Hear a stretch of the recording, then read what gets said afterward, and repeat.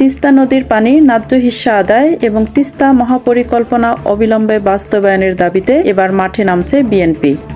তিস্তা নদীর তীরবর্তী অঞ্চলে আগামী 17 ও 18 ফেব্রুয়ারি 2 দিনব্যাপী মহাসমাবেশ সহ নানা কর্মসূচি পালন করবে দলটি। জাগো বাহে তিস্তা বাঁচাই স্লোগানে তিস্তা নদীর কাউনিয়া সেতু, মহিপুর সেতু এবং তিস্তা ব্যারেজ পয়েন্ট সহ লালমনিরহাট, গাইবান্ধা, কুড়িগ্রাম, রংপুর ও নীলফামারী এই 5 জেলায় 11টি পয়েন্টে তাঁবু খাটিয়ে একই সময়ে এই কর্মসূচি অনুষ্ঠিত হবে।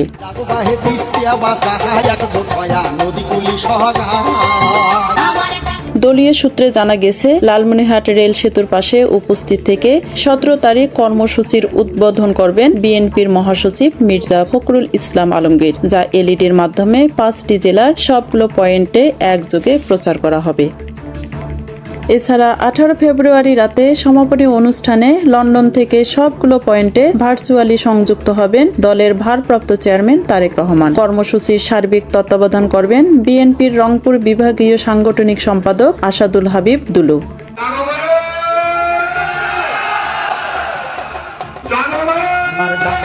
বিএনপির মিডিয়া সেলের সদস্য সাইরুল কবির খান এক গণমাধ্যমকে জানান, 17 ও 18 ফেব্রুয়ারি সারা দিন ও রাতব্যাপী বিভিন্ন অনুষ্ঠান হবে। এর মধ্যে নাটক, জারি গান, যাত্রাপালা, গম্ভীরা, নেতাদের বক্তব্য, প্রদর্শনীয় সহ নানা কিছু থাকবে। অংশগ্রহণকারী নেতাকর্মী ও সাধারণ মানুষের জন্য স্পটগুলোতে চাল ও নতুন আলু দিয়ে খিচুড়ি রান্না করা হবে। এদিকে এই কর্মসূচির মাধ্যমে আগামী দিনে রাজনৈতিকভাবে ভারতকে চাপে রাখা যাবে বলে মনে করেন বিএনপি নেতারা।